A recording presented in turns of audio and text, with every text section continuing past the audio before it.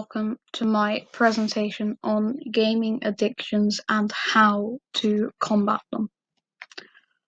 What is a gaming addiction? First, you need to understand what a gaming addiction is. It has been stated that there is a difference between people playing a lot and people being addicted to video games. The World Health Organization said that only 1% of gamers are addicted when they classed gaming addiction as an addiction. Addictive games. Some games can be more addictive than others. Obviously, as mentioned, all games can be addictive in a way. Some games like Call of Duty can be more addictive because they make the player want to get better. Games hit the dopamine part of the brain, making you enjoy it and making you want to play the game again and again. This is the same with drugs, as they hit the dopamine part of the brain, making you enjoy the drug and making you want to take it again. Links to gaming addiction. It is believed that buying in-game currency and packs are linked to an addiction. In some games, what is inside the pack could give you an advantage in the game. You also don't know what will be in the pack. Research suggests that this could lead to a gambling addiction. How can you tell if someone is addicted? If the person in question is a child or teenager, they might start skipping school to play games instead, or they may even try to stop going to school completely. These are very big signs to say that the child is addicted. And if the person is an adult, if they start skipping work or not going to work, or even if people are depressed, that could also be a sign of gaming addiction. How can it be stopped? There are many rehabilitation centers that can be used to treat gaming addiction, although getting on top of it before it's properly started is even better.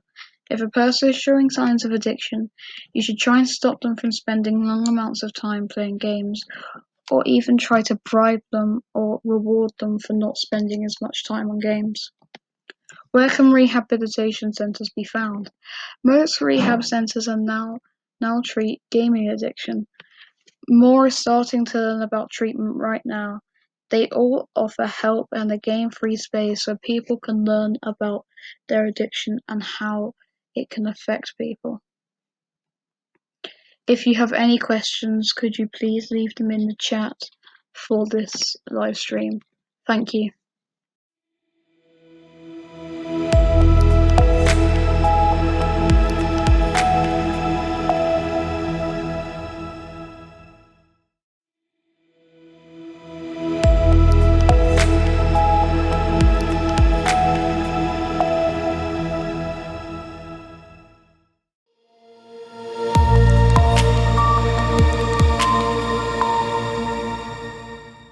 Hello and welcome to my presentation, which will look at how the aviation industry can reduce its carbon emissions over the next 5 to 10 years. So a brief introduction into the airline industry. Aircraft have been flying since 1903, when the Wright brothers invented the Wright Flyer, pictured in the bottom right-hand corner. Since then, air travel has become a massive part of human life, so much so that in 2019, 4.5 billion people travelled by plane. That's over half the population of the planet. Aircraft have also developed in their uses. Obviously, they're used to transport people around the globe, but not only that, also cargo and emergency aid, and they help it to get to where it needs to go. And they can even use as hospitals, which land at a destination and can perform emergency operations for people who desperately need it. All this increase in use of aircraft has led to aviation emissions rising. Aviation emissions account for around 2% of global worldwide emissions. I know that doesn't sound like a lot, but if we put it into actual tons of CO2, in 2018, 37 billion tons of CO2 were produced worldwide. Now, 2% of that is 740 million tons of CO2. That would have been how much produced by the aviation industry. That is too much, and hence, aviation must change soon in order to save the planet. So this presentation will look at 3 areas of aviation that we can change in order to reduce emissions. The first of which is the required use of aviation. In 2017, more than 4 billion people travelled by plane. That number is projected to nearly double by 2035. That's only 15 years away, not long. That number strongly correlates with predictions Boeing have made about how the demand for aircraft they expect will increase to around 39,000 within the next 20 years or so. If we put that into passenger numbers, if we say each of those aircraft can carry 200 people, that means those aircraft will carry around 7,800,000 passengers. So the big question here is, how can we prevent emissions rising too much with this massively increasing demand for air travel? Well, there's 3 ideas.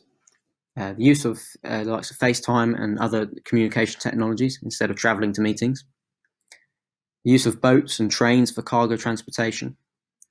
And one that I'm sure most people can't relate to is wealthier people not using their own private jets. As technology is developed and the likes of communication become much easier, as lots of us I'm sure have found in these times of lockdown, there's less of a need for businessmen to travel to their meetings, where before they may take 5 or 6 flights a year to travel and have a face-to-face interaction with other businessmen. Now they can do so from the comfort of their own office using a laptop or computer. This saves them a lot of money, a lot of time, and of course CO2 emissions. The use of boats and trains for cargo transportation, both of those modes of transport have a far greater capacity for cargo than aircraft do. This means that more cargo can be transported at once, hence possibly saving a little bit of time, a little bit of money, and of course emissions. And finally, the use of private jets. Not many people have the luxury of being able to travel by private jet. However, those who do should make the choice to not travel using that. Instead, use commercial aircraft. Per passenger, private jets burn far more fuel than commercial aircraft. The second area we can look at of aviation is aircraft design. Newer designs of aircraft have allowed us to fly further, faster and higher. Sadly, along with these developments and greater performance has also led to increased CO2 emissions being produced. So the big question in this area is, how can we improve our aircraft performance whilst also reducing emissions? So there's 4 basic ideas really. Change the shape of the fuselage or the body of the aircraft. Change the shape and design of the wingtips. Use lighter materials to build our aircraft, and increase the engine efficiency and change the fuel used. Looking at the shape of the fuselage or the body of the aircraft where passengers sit, as pictured in the top right hand side, scientists in the Netherlands have looked at a new what they call a flying V shape, where the body of the aircraft where passengers sit is V shape. This has been proven to increase fuel efficiency by 20% compared to a very efficient current aircraft, the Airbus A350. Looking at the shape and design of wingtips, although a very small part of the aircraft, wingtips have a massive role to play in aerodynamics. Of course, reducing air resistance, increasing the aerodynamic effect of the aircraft means that fuel efficiency is increased, less CO2 is produced on a flight. The use of lighter materials to build the aircraft obviously has a massive effect on the weight of the aircraft. Where in the past we've used wood and canvas developed to aluminium, we now use lights for carbon fibre. This massively reduces the aircraft's weight, hence increasing its fuel efficiency. That means less CO2 is produced on a flight. And finally, increasing engine efficiency and changing the fuel used can have a massive effect on CO2 emissions. Pictured in the bottom left of the screen, we see the latest engine by General Electric's, the GE9X, which will be used to power the Boeing 777X aircraft. This engine is massive. It's 134 inches in fan diameter. That's looking at over 11 feet. This engine is massively fuel efficient. In fact, it's the most fuel efficient engine in its class. It's also very powerful, which means aircraft will be able to fly higher, faster, and further and for more time without burning as much fuel, which obviously can lead to reduced emissions. Looking at the fuel that powers these engines, the likes of hydrogen fuel and biofuel have been looked at and are currently being developed. These can lead to less emissions, but also cancelling out emissions produced over the lifetime, particularly for biofuel. And our final area is airlines and the future of how they operate. Currently worldwide, there are roughly 1,000 airlines delivering passengers to where they need to go. Of course, when we travel, we want to travel in style and we want to travel comfortably. So airlines make their aircraft as luxurious as they can. However, in doing so, they're substituting efficiency for luxury. So the big question in this area is, how can we have luxury and efficiency? So again, there's 4 ideas. The use of larger aircraft to reduce the number of flights taken, to stop airlines fuel tankering, change airline operations to save fuel and increase efficiency, and reduce the cruising altitude that aircraft have. So using larger aircraft can heavily reduce the number of flights that airline will have to operate in a day. So for example, we take in London to Paris. If we use the aircraft pictured in the middle here, the Airbus A319, in one single day, an airline may have to operate 8 flights using that aircraft. If we then substitute that aircraft for the larger aircraft pictured above, the Airbus A321, an airline will only have to operate 6 flights a day. Obviously, less flights taken, less CO2 produced, much better for the environment. The second point is fuel tankering. Fuel tankering is a process that airlines will carry out to help save costs, where they fill up on excess fuel before a flight in order to save them having to refuel with more fuel at their destination, where fuel may be more expensive. This saves cost, and while it may reduce the prices of seats for customers, it has a very negative impact on the environment. Filling up with excess fuel that won't be used increases the weight of the aircraft. Increased weight means more CO2 produced as more fuel has to be burnt. Thirdly, change in airline operations to save fuel and increase efficiency. Several airlines are currently using a new strategy in terms of taxiing, how they move around the airport from gate to runway and vice versa. The current one they're using is where they will only use one engine to taxi. This is a perfectly safe way of reducing emissions, and while it may only have a small effect, as you're only cutting out 15 minutes or so, you're only halving 15 minutes or so of emissions. If it's used by every aircraft every day, every year, that could total up to a lot of tons of CO2 not being produced. And finally, our final point, reducing the cruising altitude of aircraft. Aircraft are known to fly at roughly 30,000 feet up to about 40,000 feet. In doing so, you're reducing air resistance and you're reducing the time that aircraft flights are. However, you're leading to the production of what we call contrails, pictured in the bottom picture. These contrails allow CO2 to easily diffuse into the atmosphere, which can also lead to the global warming effect. If aircraft were to fly at lower altitude, these contrails wouldn't be produced and hang in the air for as long. This wouldn't allow CO2 to diffuse into the atmosphere and hence preventing the greenhouse effect and global warming. So to our conclusion now, we've looked at 3 areas of aviation: the use of aviation, aircraft design, and airlines and how they operate.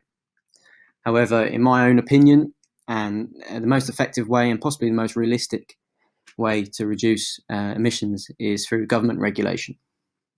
Governments and governing bodies such as the Civil Aviation Authority control things like the number of flights taken by people each year, the altitude planes fly at in different airspaces, and they can also help to prevent and regulate things like fuel tankering and etc. This can have a massive, if we combine all those different factors as well as the other ideas we've looked at, these can have a massive impact in aviation emissions. And if one government enforces this change, this may lead to other governments adopting these ideas and may lead to a worldwide change. If we cause a change in all of these different areas, government, use of aviation, aircraft design, and airline and operations, this will massively reduce our CO2 output and can really help save the planet. So that's the end of my presentation, and thank you very much for listening.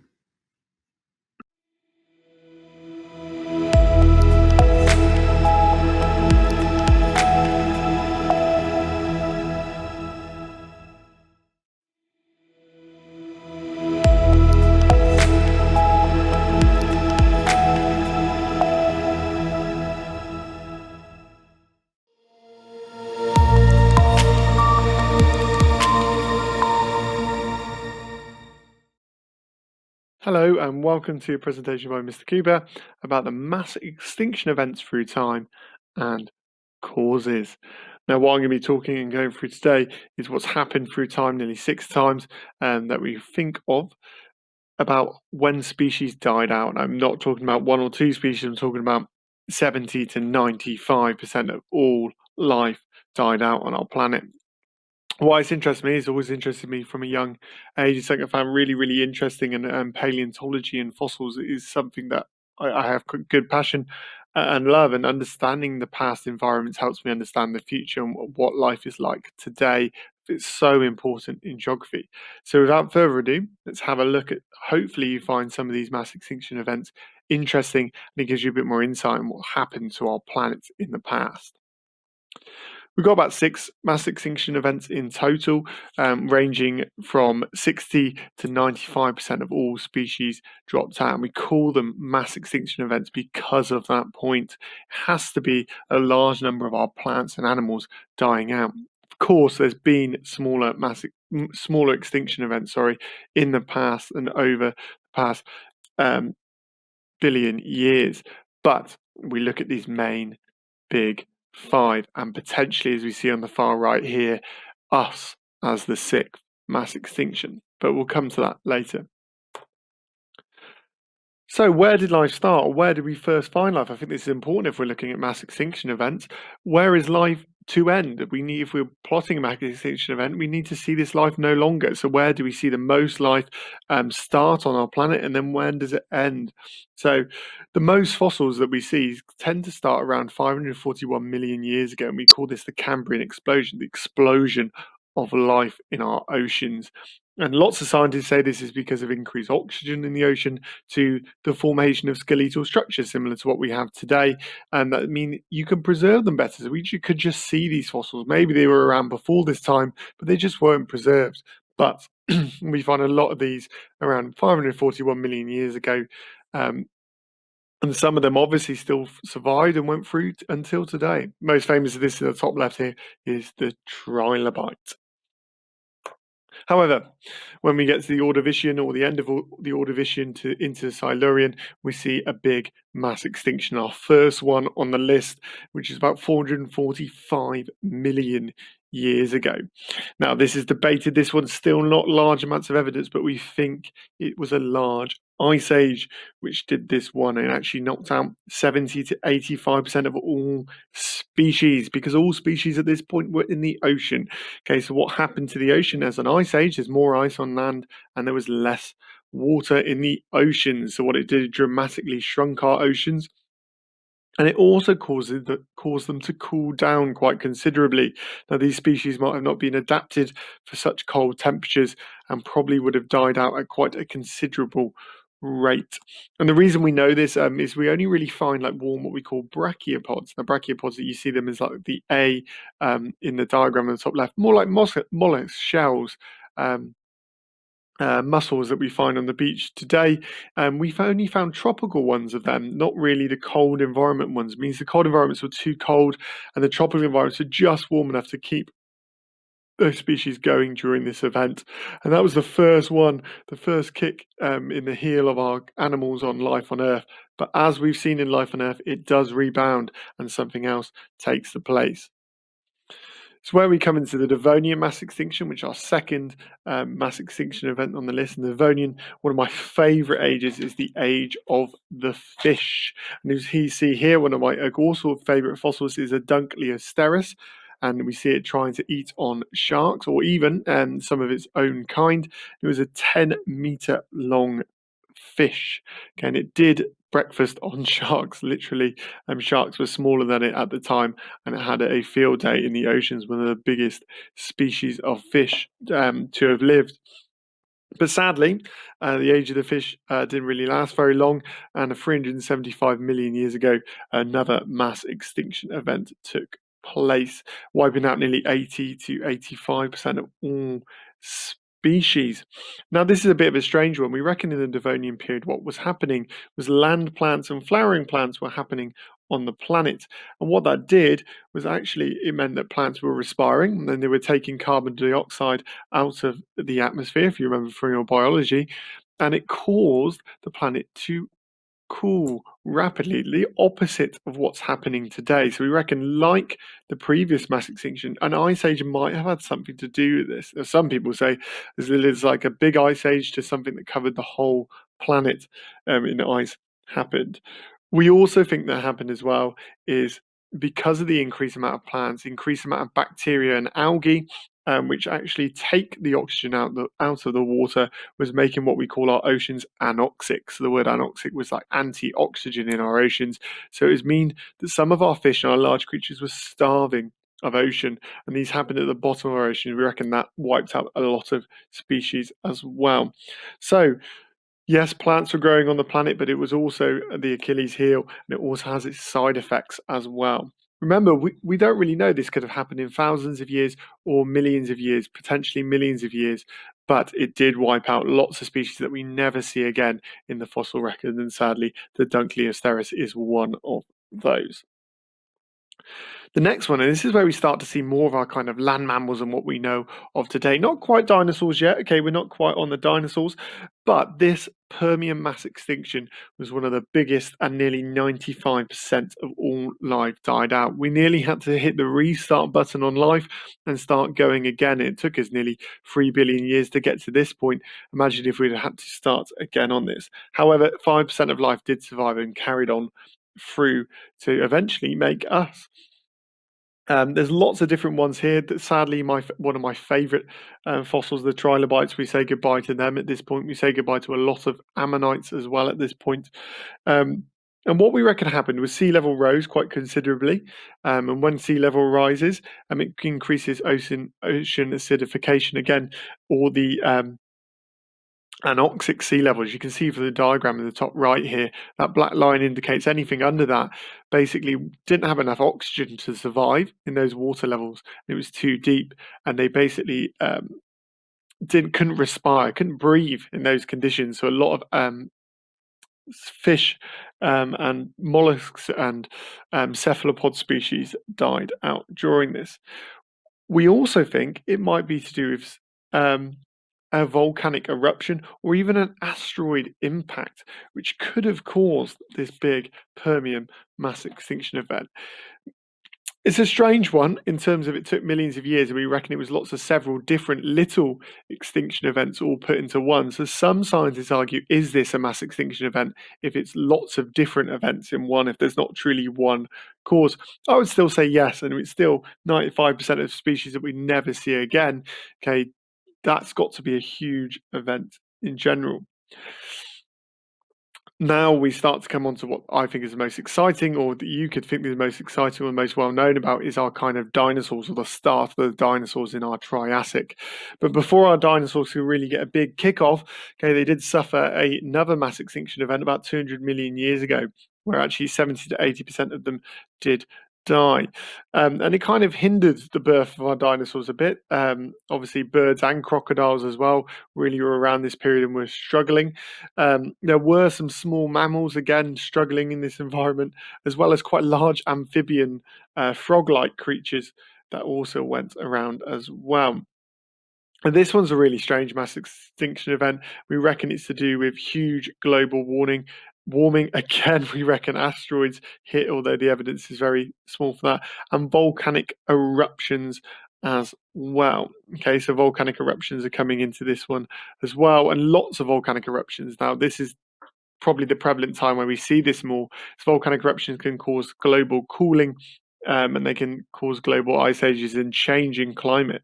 You can see a common theme here where climate is so important to our planet. If we have a big change, it can wipe out a lot of species that aren't adapted or can't change or can't move quick enough with the climate as well. As we start to move through the Triassic, big kick for the dinosaurs down, but they did get back up and they did go and roam the world for another 200 million years, and they did a very, very good job at that as well.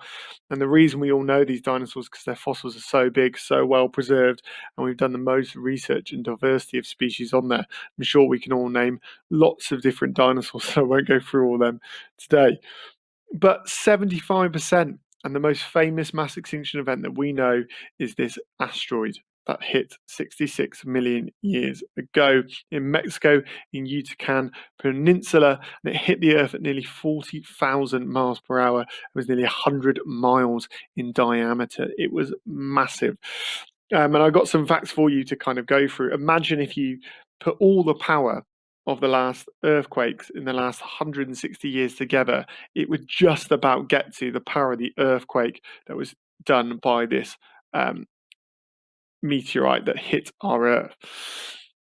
Of course, massively wiped out 75% of all species that couldn't adapt to this change, and it changed climate, it cooled down, it blocked out the sun, it stopped dinosaurs who were cold-blooded, by the way. It stopped them from producing warm blood and stopped them producing and keeping themselves warm as well. It released 10,000 billion tons of carbon to the atmosphere as well.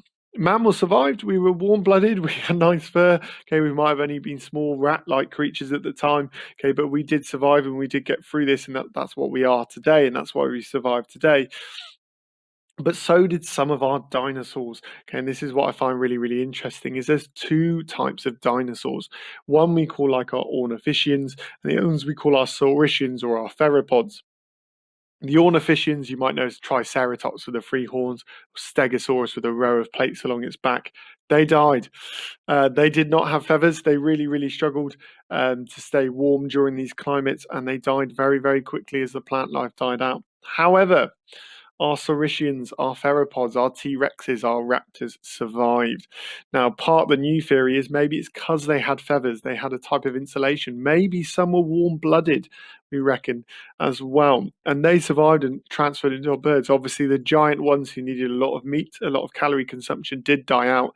But the smaller ones did survive, and we have our modern-day birds from them. So there were two different types of dinosaurs. The one, sadly, and the ones were all herbivores, the Ordovicians, did die out. But the other ones, the theropods, survived. It's a difficult one, and you've got to look at this mass extinction event. It was a meteorite hitting the Earth, yes, but there was also massive eruptions going off at the same time in the Deccan Traps in India, which also needs to be taken into account. I wanted to end, and it's going through those kind of five mass extinction events there. You can all see they're very different. You can all see they're to do with a change of climate and a loss of a lot of large species. And I wanted to end with this really. Are we changing? Are we doing this to mass extinction events ongoing? Are we doing this? Humans, have we started the 6th mass extinction event of our Earth? Have we declined the numbers of the white rhinoceros in the top left to less, barely pretty much extinct now? Have we, due to pollution levels, got rid of the Yangtze giant soft-shell tortoise in the bottom left? Okay, where there's only one breeding pair left, and the breeding female is 100 years old. Okay, have we, because of our greed for food, got rid of things like the mammoth or the giant tortoise, the Galapagos giant tortoise in the top right?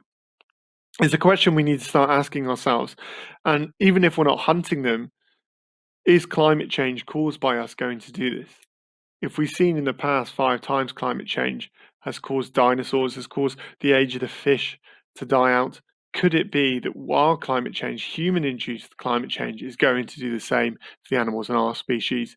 And the rate extinction rates are today, we could argue that the mass extinction event has started, and we could lose towards those numbers that we've seen in the past, 70 to 80% of our species, but because of us, not because of the natural causes or climate of the Earth, but because of us. So think about that, and think about these mass extinction events.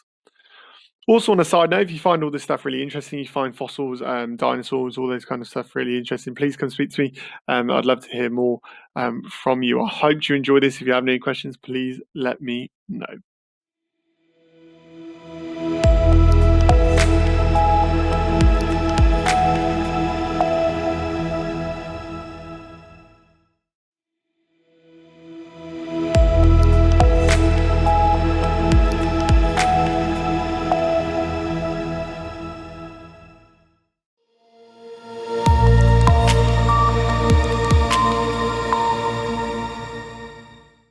Hi guys, it's Bobby Howard Jones here, and as most of you know, I live on a farm, so I thought I'd give you a presentation of some things that go on my farm and something that I've been learning during quarantine. I could talk to you about crops, which are probably quite boring, and talk to you about crop yields and 3-year rotation and stuff, but I thought I'd talk about something that I've learned how to do during quarantine, which is hatching eggs. So these are my 6 Aylesbury ducks that I have at the moment.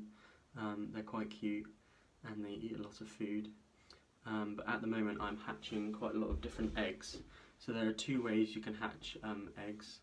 One is under a chicken which is broody, which means they sit on the eggs for the amount of time that the eggs take to hatch, and then she will raise the chicks by herself. Or you can use an incubator, which is the way that I have hatched these eggs. So I've used an incubator, which is about 100, could take about 100 eggs, as you can see. And I've got lots of different varieties of eggs in there at the moment, ranging from ducks, chickens and guinea fowl. So on the front here you can see the control centre, which controls the temperature, which should range between 99 and 100 degrees Fahrenheit, and the humidity, which for chickens should be around 40 to 50%, and for ducks just higher, about 55%. And you can change that with water trays at the bottom of the incubator. The reason for the humidity being so high is so that you keep the embryo moist inside the egg, and for duck eggs it is higher as the eggshell is a lot thicker and the membrane is a lot thicker in the eggshell. So I'll show you the eggs. So I've got the Aylesbury duck eggs there. This is a crested duck egg, and these take about 28 days to incubate. Next we've got some guinea fowl eggs. These take between 25 and 28 days to incubate, depending on the egg. But I quite like these guinea fowl. Next we've got some lavender chickens, which take 21 days to incubate. And we also have some crested leg bar chickens, and both of these lay blue eggs, which are quite cool, but they're smaller than a normal chicken egg, and they both take 21 days. And then lastly we have some khaki Campbell ducks, which also take 28 days to incubate.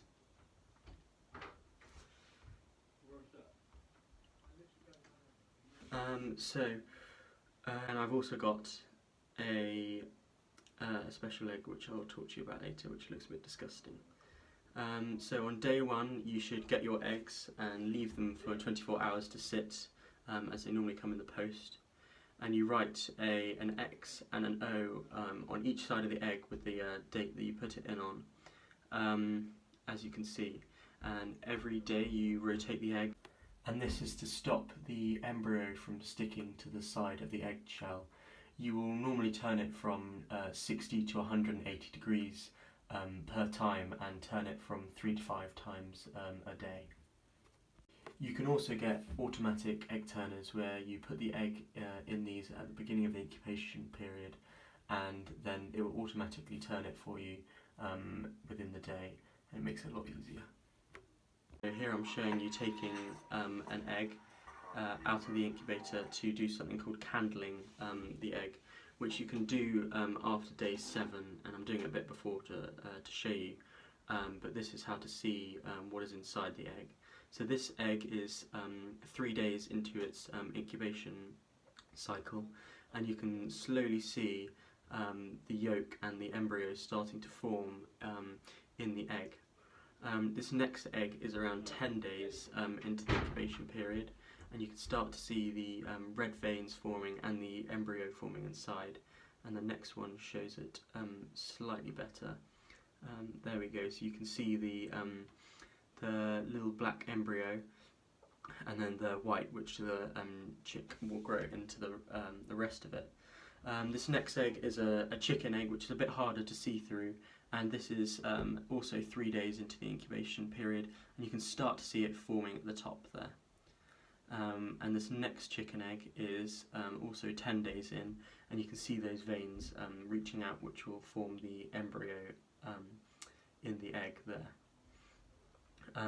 This last egg that I'm showing you is an infertile egg which hasn't been fertilised, so you can tell after about 3 or 4 days whether the egg has been fertilised.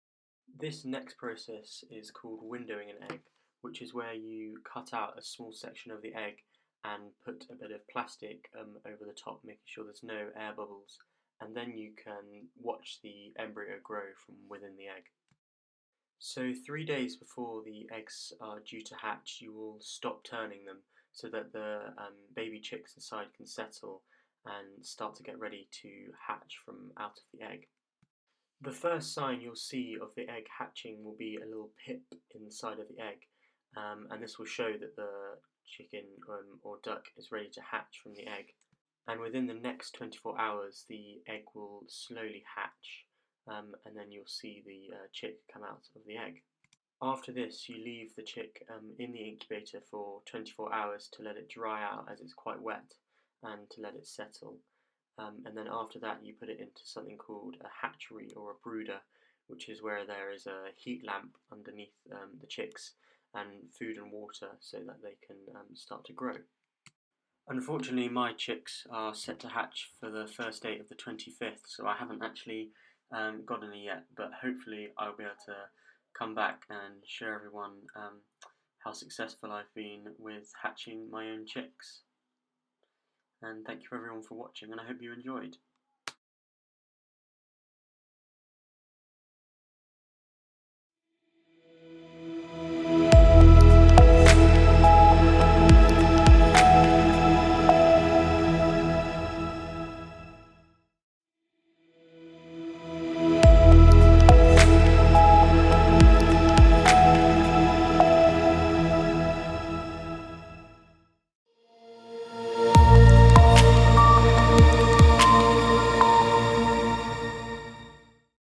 Welcome to this afternoon's session, Gods, Goats and Gonorrhea, the origins of theatre and what prevails today. So hopefully some interesting facts for those of you who are interested in theatre. So we'll start with actually where it all began, which is the cult of Dionysus. So Dionysus was a half-mortal god, so demigod kind of. He was the son of Zeus. He was the god of the vines, of chaos and misfits, and because he was half-mortal, because his mum was a mortal, he was very benevolent towards mortals. So a lot of cities and a lot of citizens of Greece worshipped him. One small town in particular called Eleusis had Dionysus as their key god that they worshipped, and they were very passionate about their praise of him. They were so passionate that they decided that they were going to donate a gift to the city of Athens, a statue of Dionysus. But unfortunately, Athens didn't really fancy a statue of Dionysus. They had plenty of other delightful statues to look upon, and they didn't need another one to add to the collection. So they rejected it. This was not a good idea, because shortly after the rejection, hundreds, perhaps thousands of the males of Athens were struck down with a genital disease, a debilitating genital disease. Of course, the Greeks, being very superstitious and very passionate in their worship of the gods, automatically believed that this was because they had rejected the statue of Dionysus, and this was Dionysus smiting them for their rejection. So what did they do? What was a way to appease this god and to get rid of this debilitating illness that had really affected the city of Athens. They decided that they would basically change their harvest celebrations, which were huge celebrations twice a year, that they would completely change them and make them into celebrations, worship, week-long worship of Dionysus. So their harvest festivals became festivals celebrating the god Dionysus. And these were two gigantic week-long celebrations every single year, and that went on for approximately 600 years or so. So it's safe to say that they were cleared of the STD, and they celebrated this god instead. So because of that, the festivals then became known as the Dionysia. And there were two of them. There was the rural Dionysia and there was the city Dionysia. And the city Dionysia is the one where we really see theatre beginning to come to the fore. And there were three elements to the city Dionysia.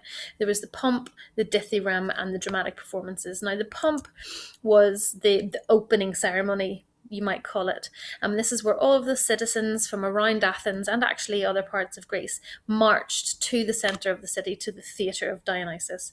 They carried statues of Dionysus, of course. They carried huge phallic symbols, gifts to sacrifice to Dionysus, and also they carried weaponry to show the strength of the city.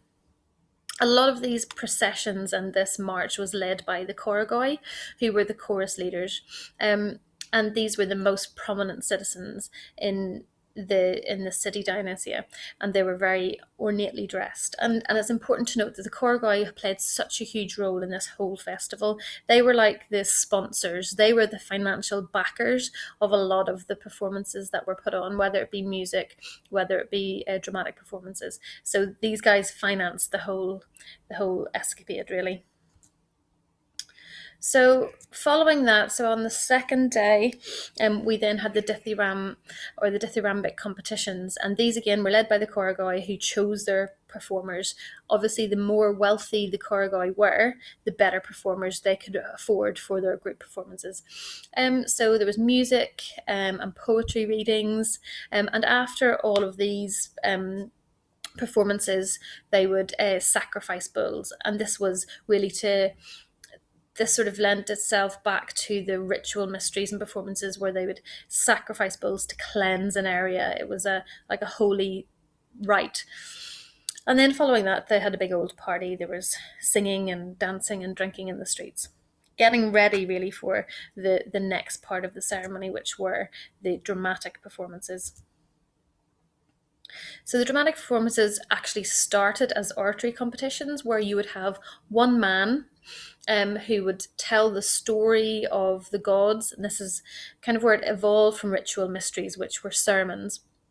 So you'd have one man telling the story of a god, worshipping, and then you would have other performers in the background, more or less acting out what that narrator would be saying. So it's important to note that these chorus members did not speak. They danced, they moved, but they didn't speak at all. There was only one speaker. Until 534 BC, when a priest called Thespis steps out of the chorus as a character and speaks to the orator, to the narrator of the story. And this was the first time this was ever seen before. A man playing a role of another character. It seems so normal to us now, but actually this was really revolutionary at the time. So Thespis, you may recognize that word, is where we get the word thespian from. So people who are working in the theatre or who are passionate about the theatre tend to be called thespians, and this is where that word comes from. He became famous, really started as a priest, and he wrote and performed ritual mysteries, and then later on wrote the tragedies that we see nowadays. And his first performance, so this first performance where he stepped out of the chorus and he spoke in character, this won him first place in the dramatic competitions, and he won a goat. And this also is suggested where the word tragedy comes from. So tragedy had a very different meaning back in ancient Greece to what we understand of it today. It meant really goat song. And a tragedy was a style of writing, and it didn't necessarily have a dramatic and desperate and endings of lots of death. A tragedy was a way of writing and a way of performing, but it sort of evolved over time for us to mean death and destruction. After his success at the Dionysia, Thespis was super famous. So he hopped on his wagon and he travelled around Greece and other parts of Europe with a troupe. So basically, he was the first travelling performer and the first travelling performing troupe in the world, really, ever. So he's super famous, and we owe a lot to old Thespis. So just a little bit about the tragedies. They were inspired by Greek mythology, as a lot of the performances were in ancient Greece. But because they represented the gods and the stories of the gods, they had to be respectful. So they were not permitted to have any death or violence on stage, which is sort of converse to what we believe tragedies to be, which is full of death and horror. All of the performers were men. We know this. There's evidence to back this up. What we don't have evidence for is whether women were allowed to watch the performances. And as the performances evolved through the years, it moved from one chorus member speaking in role to actually 3 actors being allowed to speak in role. And this was quite strict. The chorus could be any size, and again would depend on how rich the choreography were. But 3 actors allowed to speak on stage at any one time in these competitions. And for the most part, the prizes for these tragic performances were for the choreography, so the producers, the sponsors, how well they could bring together a performance. But actually from 449 BC, with the evolution of the actors and them being the main focus, prizes started to be awarded to the best actors on stage. In essence, the first Oscars or the first Tony Awards back in ancient Greece. And it's impossible to speak about ancient Grecian theatre and the sort of the origins of theatre without mentioning these guys. So throughout the dramatic performance section of the Dionysia, the plays were submitted in groups of 4. So each writer would write 4 plays. 3 of them would be tragedies and 1 satire or 1 comedy. And out of the thousands that were written and performed over hundreds of years, only 32 remain intact, fully intact today. And they're mainly from these 3 guys. So we had Aeschylus, who was the first tragedian who wrote these tragedies, and he was the first person to expand the number of characters interacting on stage. He was the father of tragedy. He was revolutionary in his expression, and so many plays that he wrote still get studied today in schools, in universities, although 7 of them survive, so and more or less all of them will be familiar to you. And Prometheus Bound is one of his most famous ones, but it is questioned whether he wrote it. It's potentially was co-written or completely written by his son. And the Oresteia is super famous, and that is studied in schools today. Then we have Sophocles, and he was the most successful of the ancient Grecian writers. He competed 30 times across different festivals and won 24 of them, and the other 6 he came second place. So he, after Aeschylus, added another actor who was speaking to the first actor. He stepped out of the chorus, and his plays are studied today. Freud mentions Oedipus in his teachings and his theories, and and he was probably the most famous of the playwrights.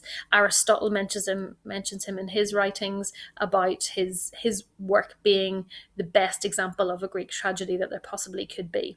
And you'd be familiar with Oedipus Rex, Oedipus at Colonus, and Antigone, which are the Theban plays, which interestingly were not a trilogy.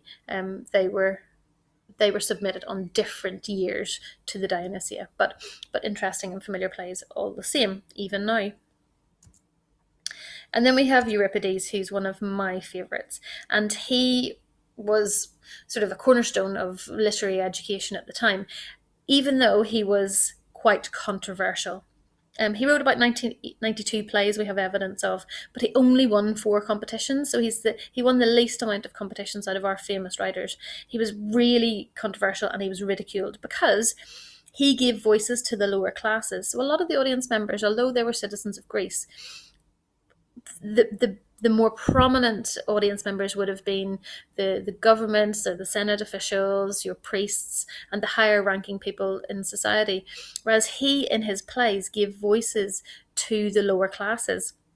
And you had, the standard Joe off the street talking to a god in his plays, which was a bit unheard of at the time. And he really criticised Athenian imperialism through his plays. He questioned Dionysus by making him much less benevolent than the rest of the citizens would have celebrated him for, and made him a bit more violent and aggressive towards the citizens. And for example, the play Medea, where you have a woman who would rather kill her own children than be submissive to society. Trojan Women, the Bacchae, is a play about Dionysus and his tragedies. So again, really famous plays that you will recognise today. So we've lots to thank the ancient Greeks for. I mean, this was the birthplace of theatre, and so much of it lives on today. With the fact that we have actors, people performing in role, started here. The fact that audiences from all walks of life could go and watch the theatre, that came from ancient Greece. The venue, so the amphitheatre that they created, we see so many of them, and the similar styles of the theatres that we go to today are similar in style. And of course, a lot of the language. These words, pomp and ceremony, or a pompous person, is about extravagance. Chorus, hypocrite was the first name for an actor who steps out of the chorus and speaks. So a very different meaning to what we suggest today. And actually the evolution of that came through the Bible, where Jesus suggested that the people stop being hypocrites and melodramatic, and the meaning of that sort of got twisted around the time that the Bible was written.